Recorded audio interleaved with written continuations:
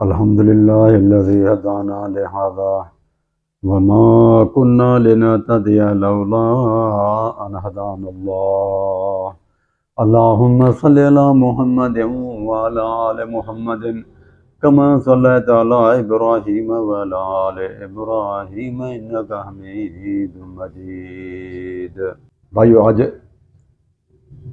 سوالات اور ان کے جوابات دینے کا دن ہے،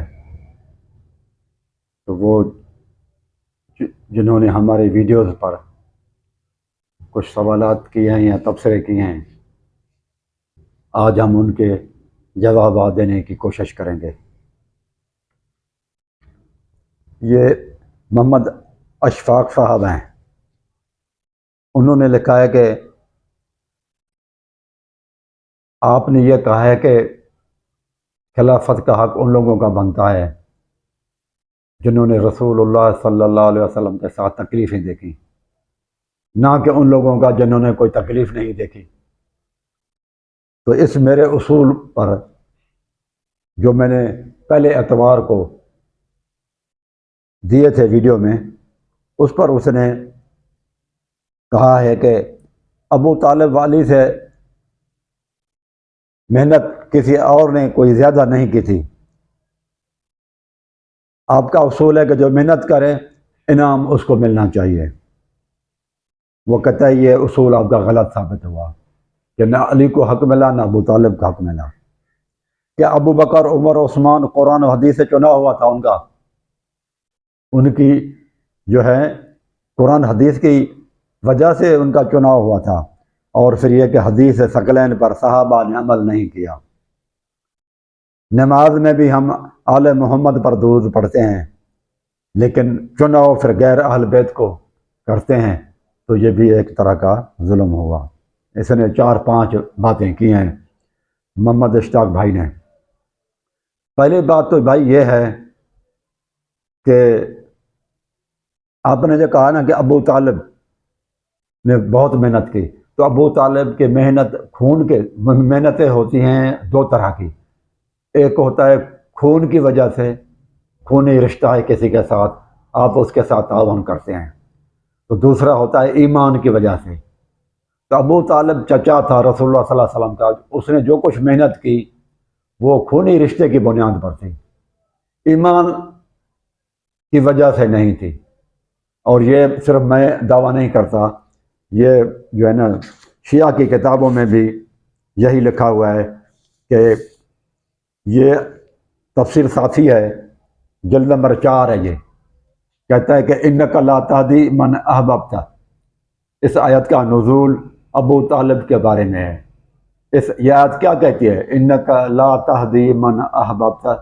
محمد صلی اللہ علیہ وسلم جس سے آپ محبت کرتے ہیں اس کو ہدایت دینا آپ کے اختیار میں نہیں ہے.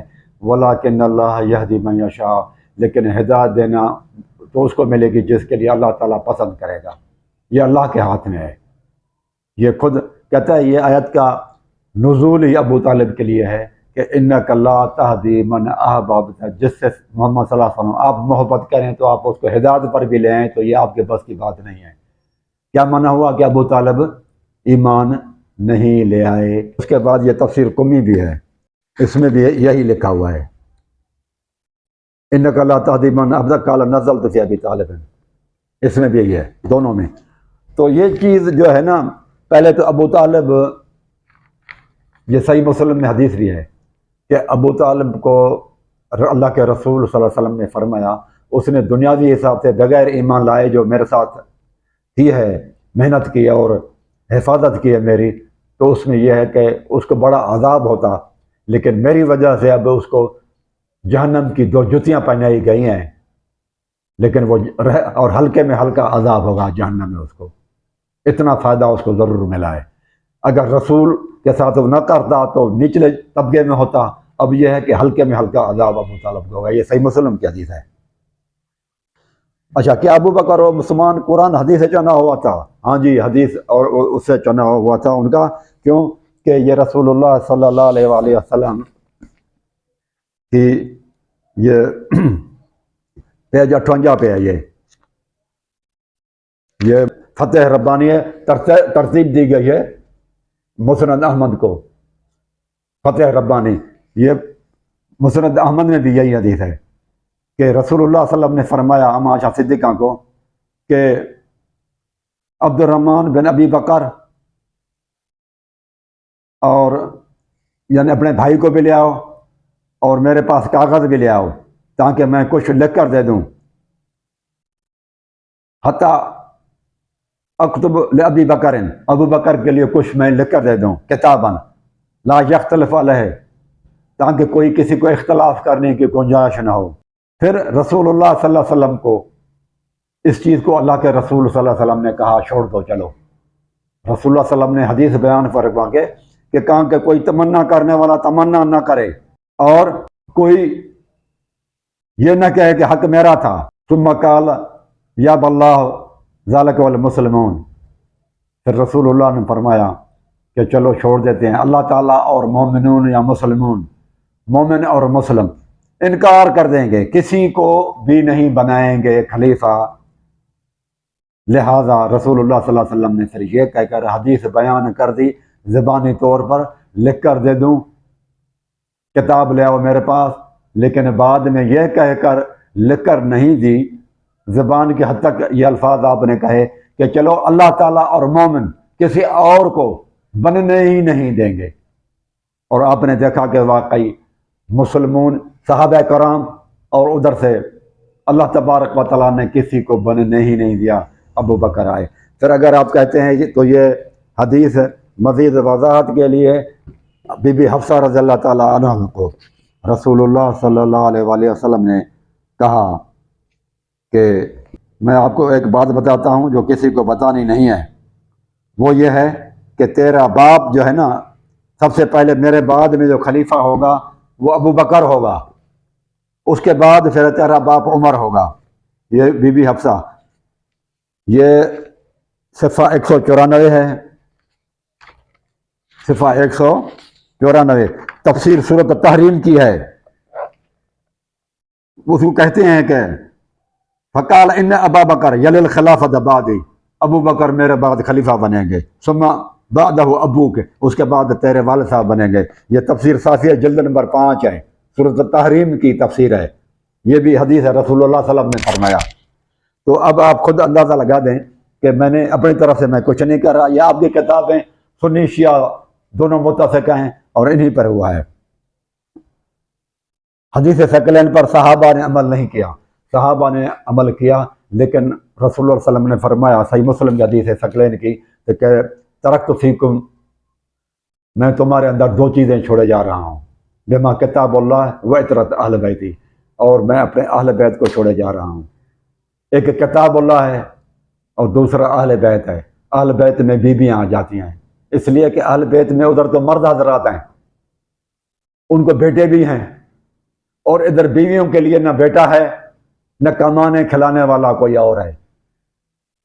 حضرت علی ہیں وہاں پر، امام حسن حسین ہیں، حسنین کریمین موجود ہیں، ادھر بہت سارے نوجوان ہیں اور مرد حضرات بھی ہیں، لیکن ادھر بیویوں کے پاس خدمت اور تیمارداری کے لیے کوئی نہیں۔ اللہ کے رسول ان کو بیوہ چھوڑ کے چلے گئے، کوئی نہ بیٹا ہے نہ ان کو اولاد ہے،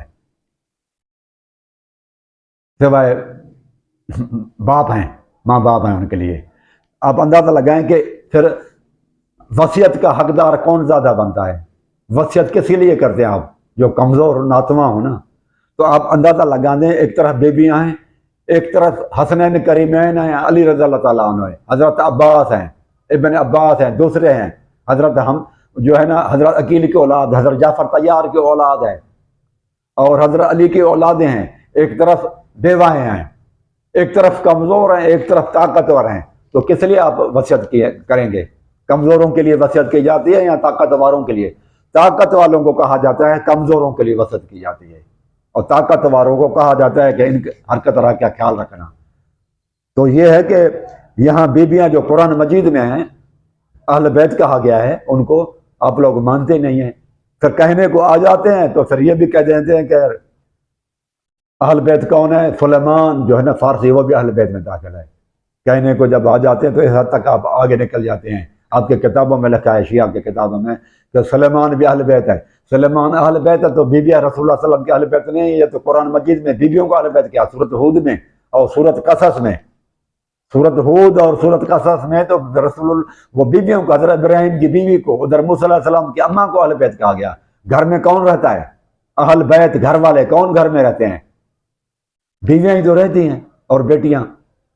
تو رسول اللہ صلی اللہ علیہ وسلم، اللہ تعالیٰ کے قرآن مجید کے ساتھ بیویاں اہل بیت بنی، اور رسول اللہ صلی اللہ علیہ وسلم نے دعا مانگ کر 5 تن کو بھی اہل بیت بنایا، اور صدقہ نہ دے کر آل عباس، آل عقیل، آل جعفر، یہ ان سب کو پھر اہل بیت بنایا۔ لیکن آپ اہل بیت کو پھر بھی نہیں مانتے۔ حضرت عباس کو، رسول حضرت علی کا بیٹا ہے، کہاں اہل بیت مانتے ہیں؟ بی بی زینب جو بھی خاتون جنت سے پیدا ہے اور حضرت علی کی بیٹی ہے، اس کو اہل بیت کہاں سمجھتے ہیں؟ اور حضرت عباس کی اولاد، چچا کی اولاد عبداللہ بن عباس، اور حضرت علی کی اولاد محمد بن حنفیہ، اس کو ماں کی طرف نسبت دی، باپ کی طرف بھی نسبت نہیں دی شیعہ بھائیوں نے، تو کہاں اس کو اہل بیت سمجھتے ہیں آپ؟ حضرت حسن کی اولاد کو کہاں آپ اہل بیت سمجھتے ہیں؟ سارے امام حسینی ہیں، حسنی کون ہے سوائے حضرت حسن کے؟ کتنی زیادتی کی ہے آپ لوگوں نے، اور بڑا بیٹا بھی وہی ہے، اس کی اولاد سے تو آپ، تو اہل بیت تو آپ نہیں مانتے بھائی، ہم تو سب کو مانتے ہیں الحمدللہ۔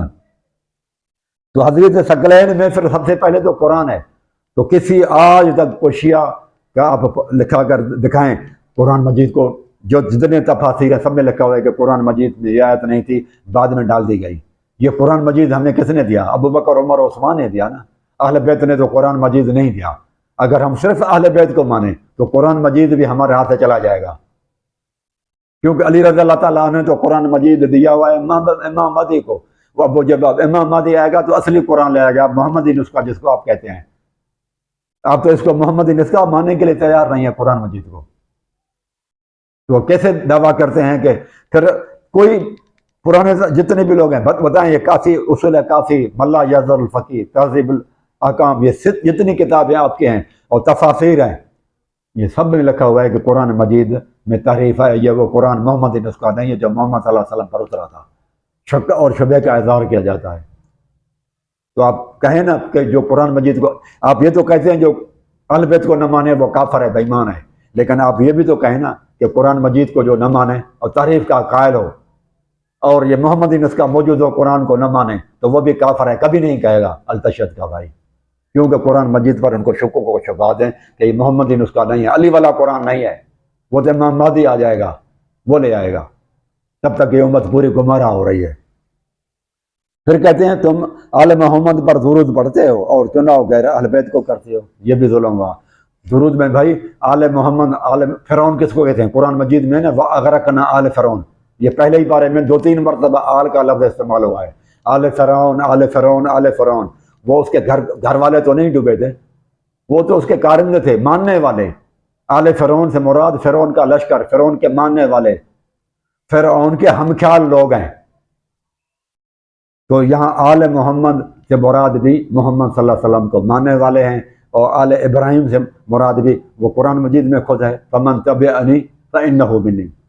ابراہیم علیہ السلام کہتے ہیں جو میری تابع داری کرتا ہے وہ مجھ میں سے ہے، فمن تبعنی فانہ منی، جو میری تابع داری کرتا ہے وہ مجھ میں سے ہے، اور جو میرے تابع داری نہیں کرتا وہ مجھ میں سے نہیں ہے، یعنی میرے اہل بیت نہیں ہیں۔ اس حساب سے رسول اللہ صلی اللہ علیہ وسلم سے وہ لوگ ہیں جو رسول اللہ صلی اللہ علیہ وسلم کی پیروی کرتے ہیں، جو رسول اللہ صلی اللہ علیہ وسلم کی پیروی نہیں کرتے وہ آل محمد بھی نہیں ہیں۔ اگرچہ یہاں پر آل کی وسیع معنی یہی ہے، اور آل کی کہیں کہیں معنی صرف ذریت میں بھی آئی ہے، کہیں پر ذریت صرف اولاد میں، کہیں پر صرف بیویوں میں، اور کہیں پر آل محمد میں ساری امت بھی آ جاتی ہے جو محمد صلی اللہ علیہ وسلم کو مانتی ہو، آپ کی پیروی کرتے ہو، آپ کے فرمان بردار ہوں، وہ بھی آ جاتے ہیں۔ 3 طرح کی آل کے الفاظ قرآن حدیث میں آئے ہیں، 3 طرح کا، صرف پنجتن کے لیے، اور پھر تھوڑا سا اور مفہوم کے لیے پھر ان کے لیے بھی آیا ہے جن کے اوپر صدقہ حرام ہے، اس میں آل عباس، آل عبد المطلب اور بنو ہاشم، عبد المطلب کی اولاد بھی آ جاتی ہے اور ہاشم کی اولاد بھی آ جاتی ہے، آل عباس، آل علی، آل عقیل، آل جعفر، یہ سب اس میں آ جائیں گے۔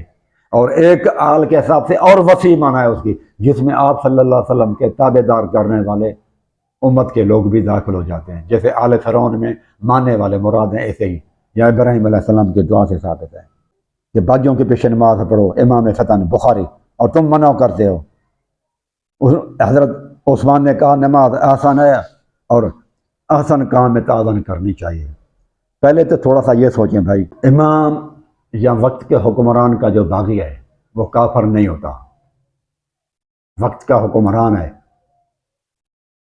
خلیفہ ہے، اب اس کی کوئی اطاعت نہ کرے تو یہ نہیں ہے کہ بھئی وہ کافر ہو جائے گا۔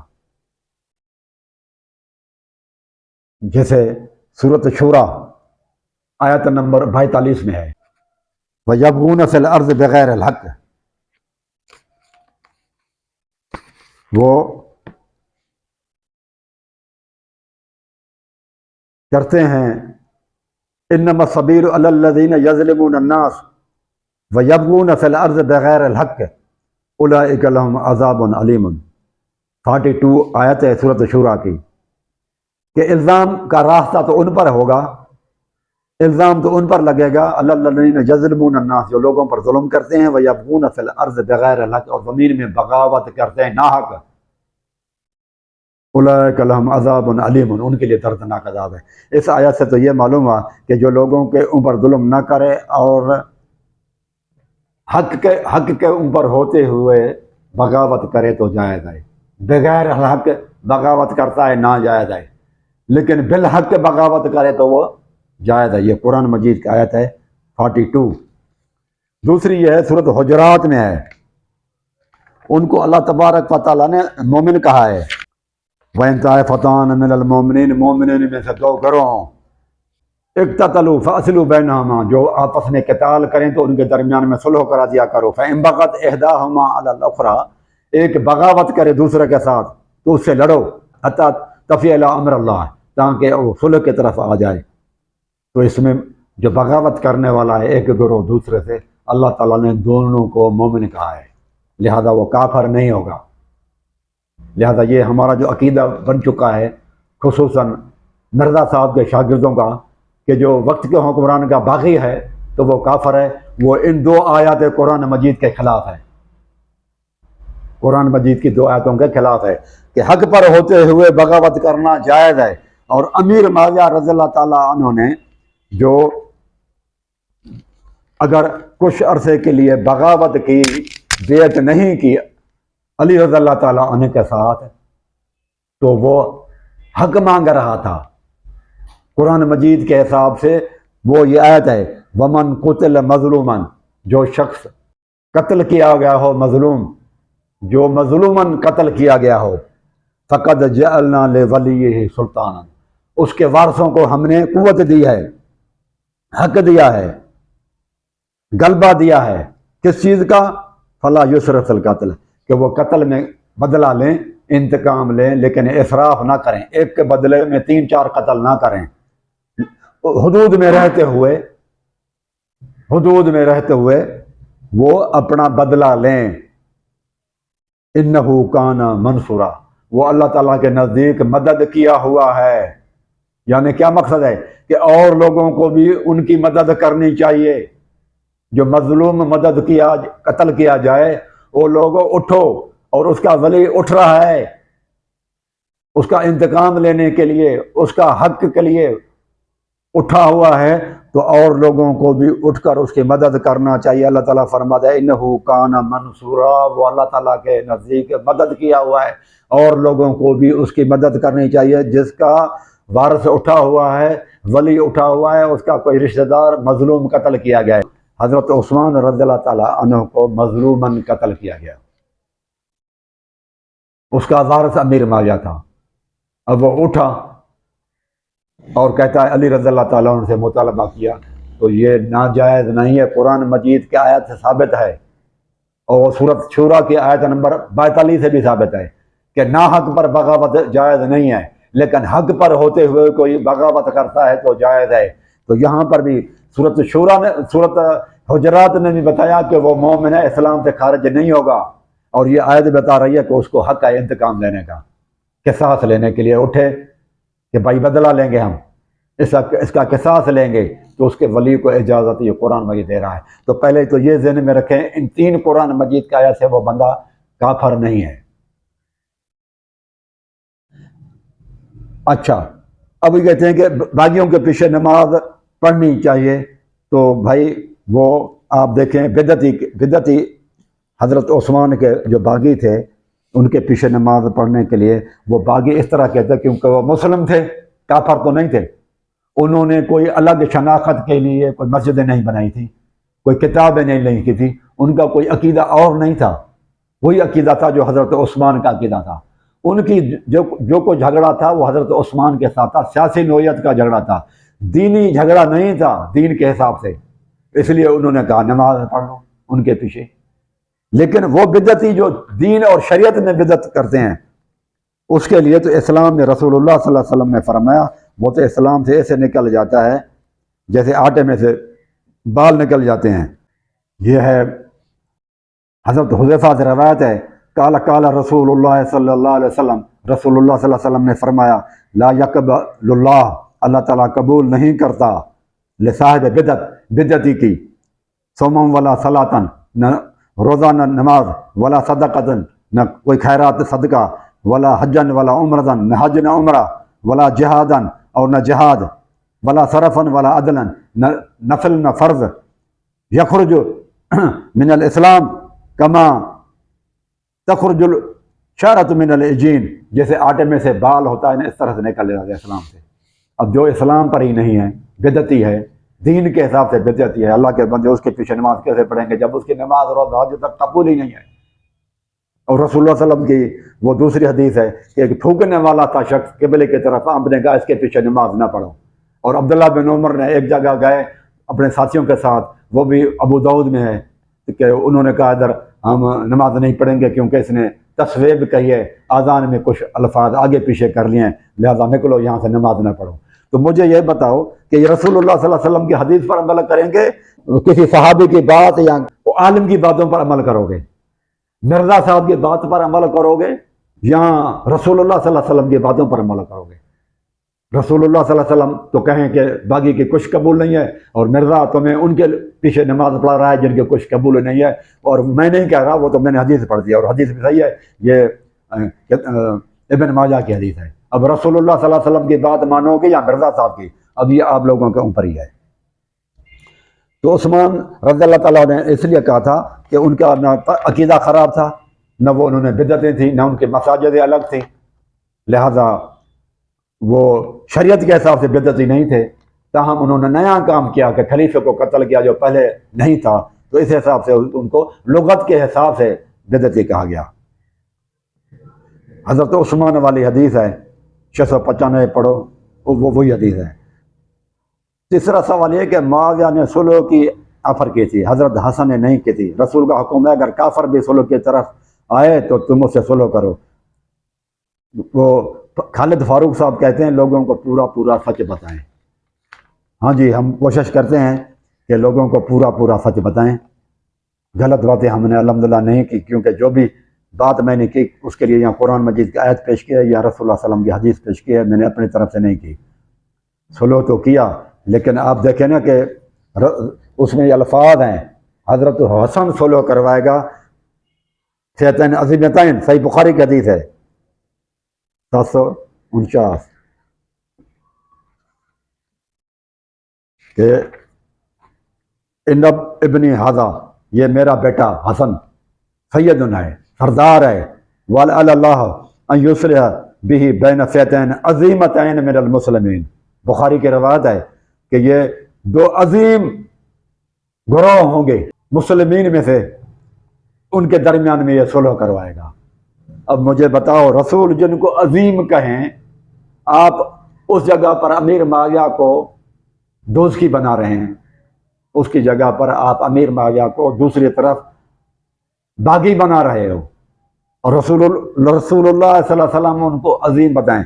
اب عظیم کی اس پر بھی کسی نے لکھا ہے، خالد فاروق صاحب نے، کہ عظیم کا مطلب بڑا گروہ ہے، جیسے عذاب عظیم ہے، تو آپ نے جو ترجمہ کیا ہے کہ بڑا عظمت میں ہے، تو بڑا بھائی میرے عظمت دو طرح کی ہے، عذاب عظیم شدت میں ہے، یعنی کہ عذاب انتہا درجے کو پہنچا ہوا ہوگا، عذاب کی شدت کو یہاں پر عظیم کہا گیا ہے۔ اس طرح سے نیکیوں کے عظمت میں، نیکیوں میں انتہا کو پہنچ جائیں تو ان کو عظیم کہا جائے گا۔ اور دوسرا بڑا کے معنی ہوتی ہیں بڑا گروہ، لشکر جس کا بڑا ہو، تعداد، یہاں تعداد بڑے ہونے میں عظیم نہیں ہے لفظ، عظیم کی معنی بڑا ہونا، یہ تعداد کی بڑائی نہیں ہے، یہ بڑائی ہے عظمت کی بڑائی ہے، نیکیوں میں بڑا ہونا۔ جیسے آپ نے جو کہا نا کہ بڑا ہونا تعداد میں بڑا ہونا ہے، کہ وہ بھی لشکر بڑا تھا اور امیر معاویہ کا لشکر بھی بڑا ہوگا، تو یہ بات بھائی غلط ہے۔ وہ اس لیے کہ قرآن مجید میں ہے جو تعداد میں بڑے ہوں نا ان کے لیے لفظ آتا ہے کثیرتن اور قلیلتن۔ جیسے میں آپ کو بتاتا ہوں، کم من فئۃ قلیلۃ غلبت فئۃ کثیرۃ باذن اللہ، سورۃ بقرہ آیت نمبر 249 آیت سورۃ بقرہ میں ہے کہ چھوٹی چھوٹی جماعتیں بڑی بڑی جماعتوں کے اوپر غلبہ حاصل کر لیتی ہیں، فتح حاصل کر لیتی ہیں اللہ تعالیٰ کے مدد کے ساتھ۔ تو یہاں کثیرتن اور قلیلتن، تعداد جہاں ظاہر کرنا ہوگا وہاں کثرت اور قلت کا معنی آئے گی۔ یہاں عظیم کا لفظ بڑا ہونا تعداد کے حساب سے نہیں ہے، نیکیوں کے حساب سے ہے کہ یہ نیکیاں کرنے والوں میں بڑے عظیم ہوں گے دونوں۔ تو آپ کا یہ جو آپ نے لکھا نا کہ تعداد کے حساب سے، آپ غلطی کر گئے بھائی۔ عظیم کا معنی بڑا گناہ ہے، جو ہے نا بڑا گناہ تعداد کے حساب سے نہیں ہے، نیکیوں کے حساب سے ہے، شدت کے حساب سے ہے۔ یہاں عذاب عظیم تو یہ شدت عذاب کی بہت زیادہ ہوگی۔ تو پھر یہ ہے کہ اس میں تو دونوں کو عظیم کہا گیا۔ اگر آپ کہیں گے کہ دونوں بڑے ہیں عظمت والے نہیں، تو کیا علی رضی اللہ تعالیٰ عنہ کا گروہ عظیم نہیں تھا؟ عظیم تو دونوں کے لیے آیا نا، علی رضی اللہ تعالیٰ عنہ امام حسن کے گروپ کے لیے بھی آیا ہے اور معاویہ کے لیے بھی، الفاظ وہی ہیں، دونوں کے لیے عظمت کا لفظ آیا ہے عظیم۔ تو اگر آپ کہیں گے کہ علی رضی اللہ تعالیٰ عنہ کو تو عظیم تھا لیکن امیر معاویہ کا عظیم نہیں تھا، تو رسول اللہ صلی اللہ علیہ وسلم نے تو دونوں کو ملایا ہوا ہے ایک ہی لفظ میں، عظیمتین، دونوں کو عظیم کہا۔ تو جو علی رضی اللہ تعالیٰ عنہ کے لیے معنی لیں گے وہی آپ کی معنی ہوگی امیر معاویہ کے لیے بھی۔ لہذا یہ نہیں ہو سکتا کہ امیر معاویہ کے گروپ کو تو ہم عظیم نہ کہیں اور علی رضی اللہ تعالیٰ عنہ کے گروہ کو آپ عظیم کہہ دیں، تو یہ حدیث کی خلاف ورزی ہے۔ لہذا آپ خطا کر گئے، غلطی کر گئے بھائی۔ امام حسن بصری کہتے ہیں کہ بدعتی کے پیچھے نماز پڑھو، اس کی بدعت اس کے سر پر، لیکن کسی شخص نے اپنا نام نہیں لکھا۔ حسن بصری کا ہم نہیں مانیں گے، رسول اللہ صلی اللہ علیہ وسلم کی حدیث جب آ جائے تو کسی انسان کی بات نہیں چلے گی۔ علماء کی باتیں سیشن کورٹ ہیں، ان کا فیصلہ ہے، صحابہ کا فیصلہ ہائی کورٹ ہے، رسول اللہ صلی اللہ علیہ وسلم کا فیصلہ شریعت کورٹ ہے جو کہ سپریم کورٹ سے بھی افضل ہے۔ رسول اللہ صلی اللہ علیہ وسلم کی بات کو کوئی نہیں کاٹ سکتا، لیکن رسول اللہ صلی اللہ علیہ وسلم دوسروں سب کی بات کاٹ سکتا ہے۔ لہذا رسول اللہ صلی اللہ علیہ وسلم کے ہوتے ہوئے کسی اور کی بات کو ماننا بہت بڑا جرم ہے۔ یہ تو نبی کی باتوں کے ہوتے ہوئے آپ مانیں اپنے مرزا صاحب کی یا حسن بصری کی مانیں۔ محمد اشتاق صاحب نے لکھا ہے آپ کی شادی پر کھانا ہوا، آپ کہتے ہیں نیاز حرام ہے، تو شادیاں کا کھانا کھانا بھی حرام ہے، یہ تو اہل بیت دشمنی ہے۔ بھائی جب شادیاں کرتے ہیں تو اس وقت یہ نہیں کہتے کہ دولہا ہمارا سفارش ہے اور ہماری مرادیں پوری کروائے گا، ہم اس کی شادی کا کھانا کھاتے ہیں تو یہ ہمارے مرادیں پورائے گا، یہ سفارش ہے، یہ جہنم سے نکال کے دوزخ کی طرف، دوزخ سے نکال کے جنت کی طرف لے آئے گا۔ یہ عقیدہ ہمارا نہیں ہوتا، ہم اس کو مشکل کچا نہیں سمجھتے، اس کو حاجت روا نہیں سمجھتے، اس کو مرادیں پوری کروانے والا دولہے کو نہیں سمجھتے، اس لیے ہم کھاتے ہیں۔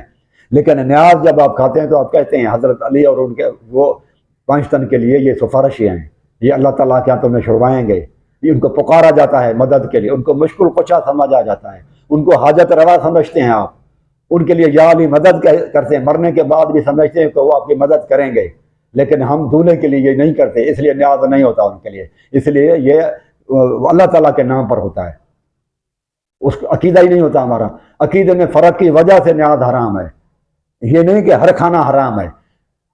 کھانا وہ حرام ہوگا جس کے بارے میں، جس کے لیے آپ کریں اور اس کے مشہور کریں، اور اس کے بعد یہ عقیدہ رکھیں کہ یہ ہمارا شافی ہے، ہمارا مددگار ہے، یہ ہمارے مرادیں پوری کرے گا۔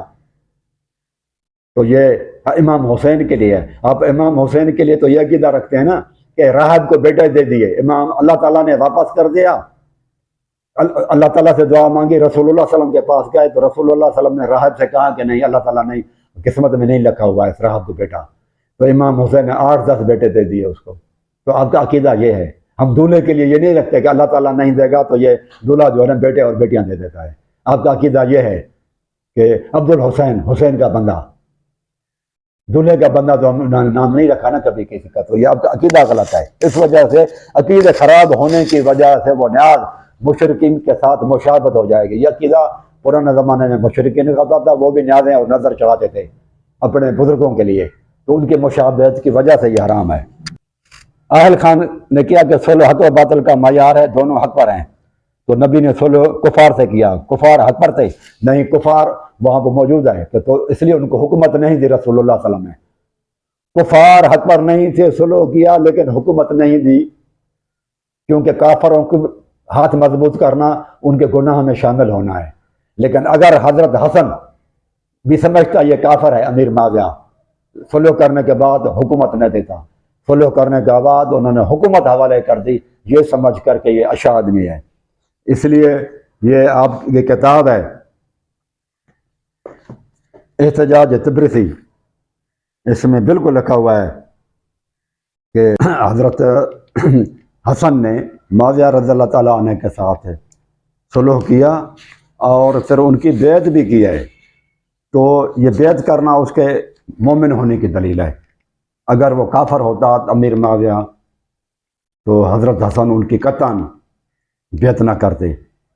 لما صالح الحسن بن علی بن ابی طالب معاویہ بن ابی سفیان دخل علیہ ناس، تو اس وقت جب بیعت کر لی، انہوں نے صلح کر لیا تو لوگ آئے، فلامت بعضهم علی بیعتی، تو ملامت کرنے لگے حضرت حسن کو بیعت کرنے کے اوپر۔ فقال علیہ السلام، پھر حضرت حسن نے ان سے کہا، وہ الفاظ سنیں کہ واللہ، اللہ کی قسم، ان معاویہ خیر لی من ہؤلاء یزعمون انہم لی شیعۃ، کہ ان شیعہ سے یہ جو دعویٰ کریں کہ ہم شیعہ ہیں، تیرے وفادار ہیں، کہتے ہیں اللہ کی قسم ان سے معاویہ میرے لیے بہتر ہے۔ اللہ کی قسم اٹھا کے کہہ رہا ہے، کہتے ہیں واللہ، اللہ تعالیٰ کی قسم۔ تو اس سے پھر آپ نے بھائی نے لکھا ہے، اس کا مطلب یہ جو صلح تھا یہ دو مومنین کے درمیان میں تھا، یہی صورت حجرات میں بھی ہے کہ مومن آپس میں لڑیں۔ تو دوسرا یہ کہ معاویہ تو وہ قرآن مجید کی جو آیت ہے اس حساب سے وہ حق مانگ رہے تھے نا، یہ بن اسرائیل کی آیت ہے قرآن مجید میں کہ ومن قتل مظلوما، جو مظلوم قتل کیا جائے، فقط جعلنا لولی سلطانا، تو ہم نے اس کے ولی کو، رشتہ دار کو حق دیا ہے کہ قصاص کا مطالبہ کرے، فلا یسرف فی القتل۔ ہاں یہ ہے کہ قتل میں زیادتی کرنے سے بندہ بچ جائے، ایک آدمی کے جگہ پر یہ نہیں کہ 3 کو قتل کیا جائے۔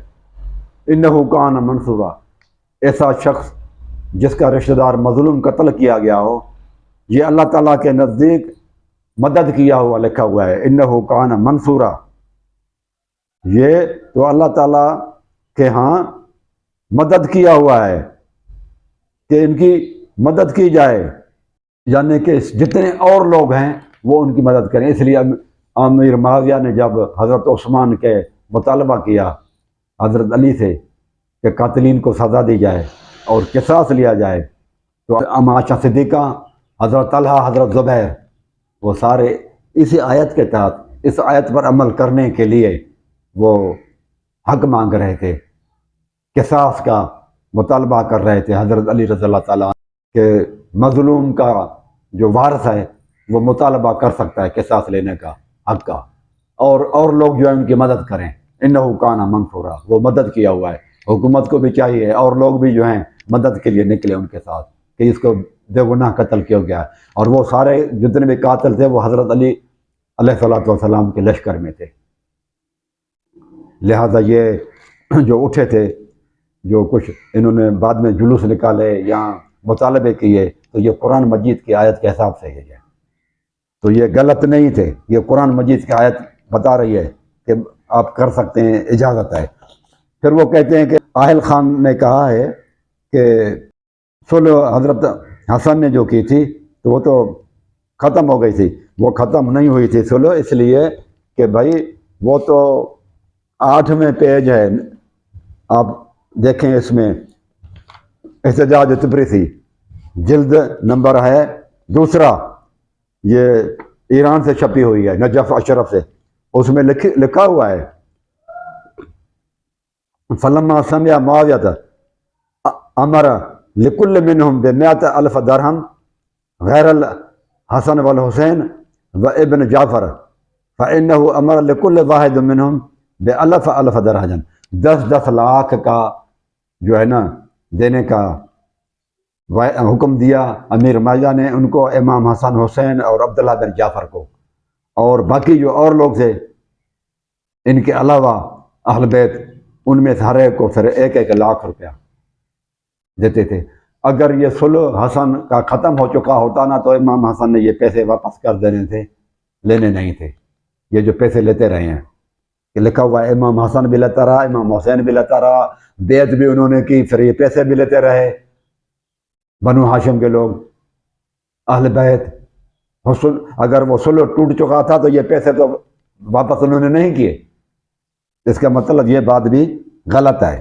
یہ نہیں ہو سکتا کہ امام حسن حسین وہ پیسے بھی لیتے رہے اور جبکہ وہ صلح بھی ٹوٹ چکا تھا پھر بھی پیسے لیتے رہے، غلط ہے یہ بات۔ اس کے بعد پھر یہ لکھا ہے کہ لوگوں کو پورا سچ بتائیں، تو میں نے بھائی لوگوں کو پورا سچ بتا رہا ہوں۔ تو امام حسن بصری آنکھوں پر، لیکن رسول اللہ صلی اللہ علیہ وسلم کا فرمان جو ہے نا وہ ہم قربان نہیں کر سکتے، تو امام حسن بصری کو رد کر سکتے ہیں رسول اللہ صلی اللہ علیہ وسلم کے لیے، تو رسول اللہ صلی اللہ علیہ وسلم کی یہ باتیں ہیں بھائی۔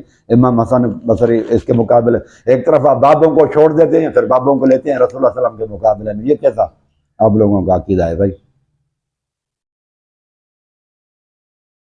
پھر ایک شخص کہتا ہے، اس کا نام نہیں ہے، کہتا ہے کہ آپ کی شادی پر کھانا ہوا تھا تو وہ بھی تو حرام ہے، وہ بھی تو اللہ تعالیٰ کے نام پر نہیں ہوتا۔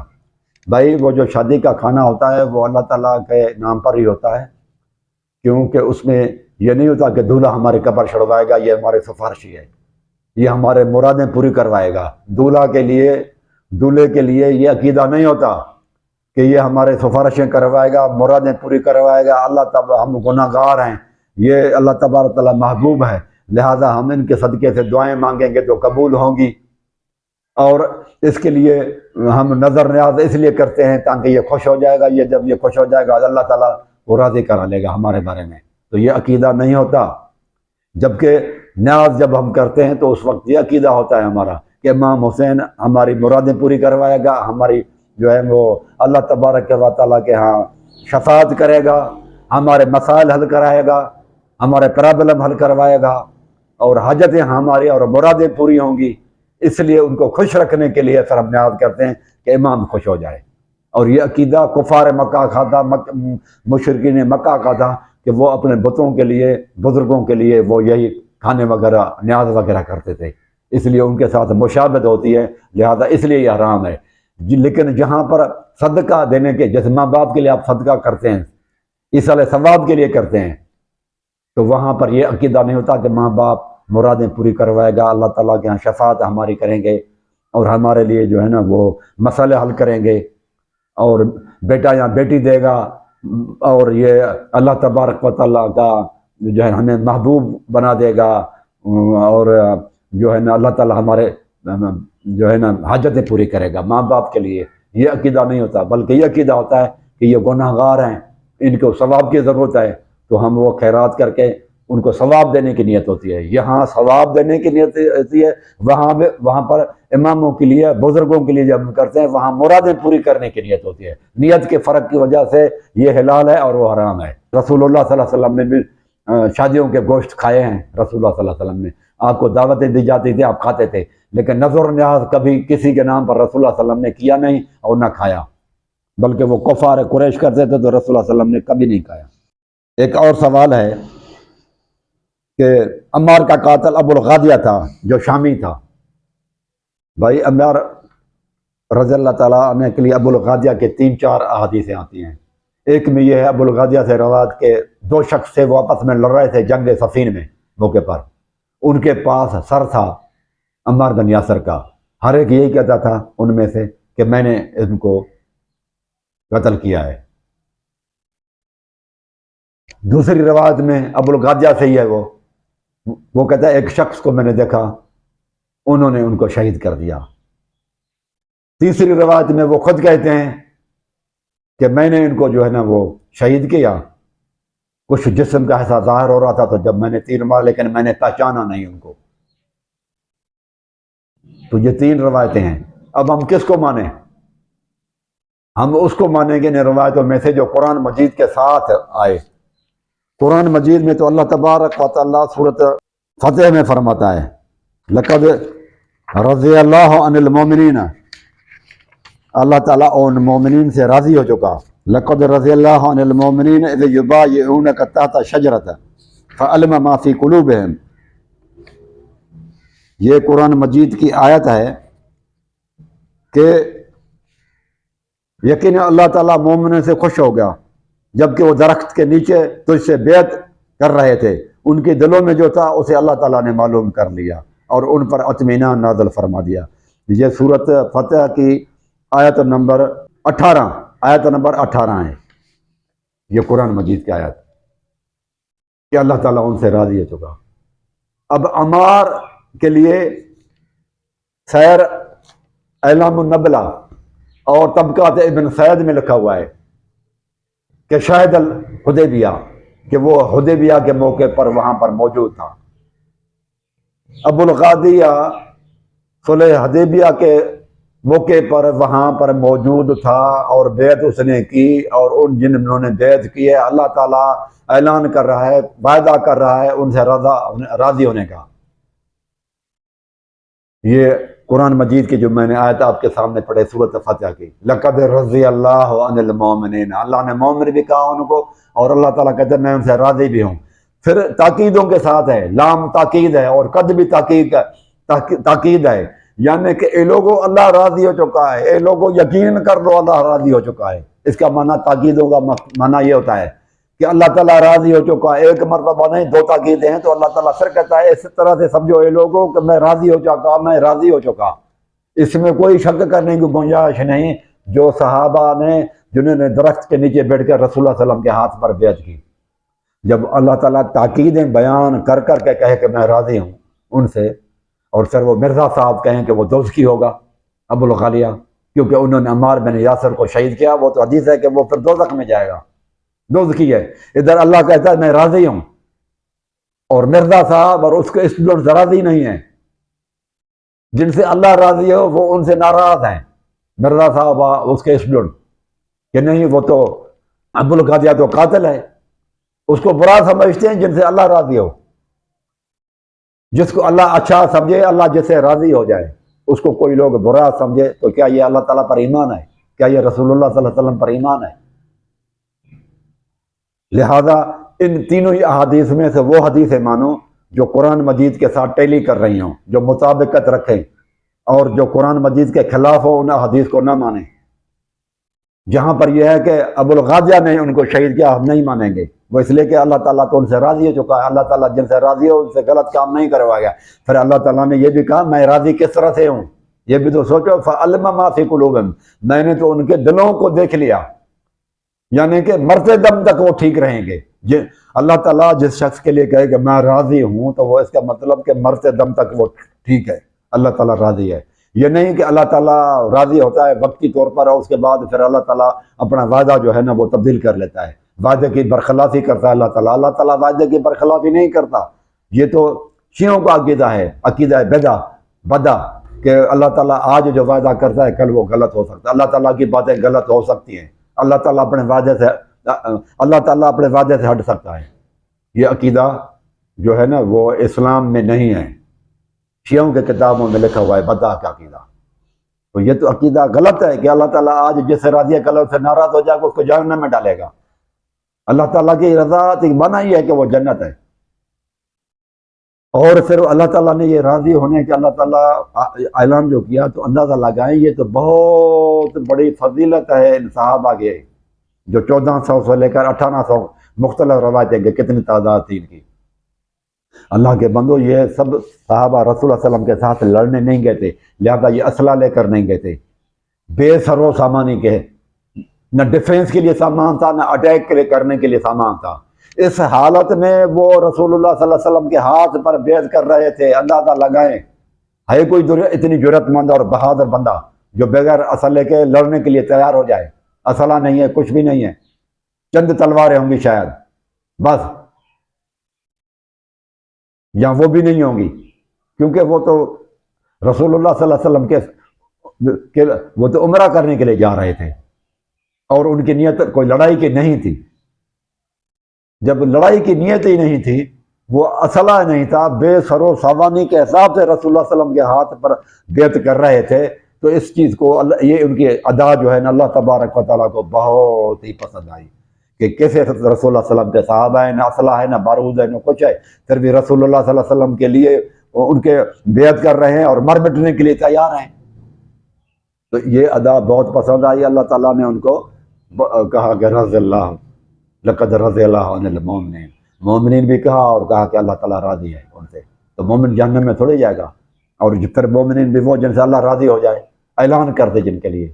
تو مرزا صاحب کی یہ غلطیاں ہیں بہت زیادہ، اور ان کے اسٹوڈنٹس کی، کہ وہ ابو الغازیہ کو جہنمی قرار دے رہے ہیں جبکہ قرآن ان کو راضی کرا ہے، لہذا وہ حدیث ہم مانیں گے جس میں کہ اور لوگوں نے شہید کیا عمار بن یاسر کو، انہوں نے نہیں کیا۔ اور پھر وہ دیکھیں نا رسول اللہ صلی اللہ علیہ وسلم نے تو پہلے ان کو باغی کہا ہوا ہے نا، قتل کرنے کے، یہ تو ابو الغازیہ تو پھر بعد میں بنے گا نا، وہ تو باغی، اگر تو یہ باتیں غلط ہے ساری کی ساری۔ تو سوچیں بھائی، یہ ایک اور پھر سوال ہے کہ مرزا صاحب ٹھیک کہتا ہے ورنہ کوئی بھی نماز پڑھنے کے لیے قابل نہیں ہے، سارے مولوی گناہ اور زنا کرتے ہیں، ہم ان کے نماز پیچھے پڑھتے رہیں گے۔ یہ اس بھائی نے نام نہیں لکھا، اور حدیث کہتی ہے کہ نہ پڑھو۔ رسول اللہ صلی اللہ علیہ وسلم ابو داؤد حدیث میں پڑھتے ہیں کہ جس نے تھوک قبلے کی طرف کہ اس کے پیچھے نماز نہ پڑھو، یہ رسول اللہ صلی اللہ علیہ وسلم فرماتے ہیں بدعتی کہ کچھ قبول نہیں ہے۔ اور پھر بھی آپ کہیں کہ مرزا صاحب کہتے ہیں کہ ہم ہر ایک کے پیچھے پڑھیں گے تو ہم پڑھیں گے، آپ حدیثوں کو چھوڑ رہے ہیں، رسول اللہ صلی اللہ علیہ وسلم کو چھوڑ رہے ہیں، تو آپ کی مرضی ہے۔ جزاک اللہ خیر، اقول قولی ھذا استغفر اللہ۔ انشاءاللہ پھر اس کو بھائی آپ لوگ سبسکرائب بھی کریں اور غور سے انشاءاللہ اس کو سنیں، اور انشاءاللہ اللہ پھر اب جو سوالات آئیں گے اگلی مرتبہ پھر اتوار کو انشاءاللہ ہم ان کو دے دیں گے۔ خصوصاً اتوار کی ہماری جو ہے نا ویڈیو ضرور سنا کریں، دیکھا کریں اور سبسکرائب بھی کیا کریں۔ جزاک اللہ خیر۔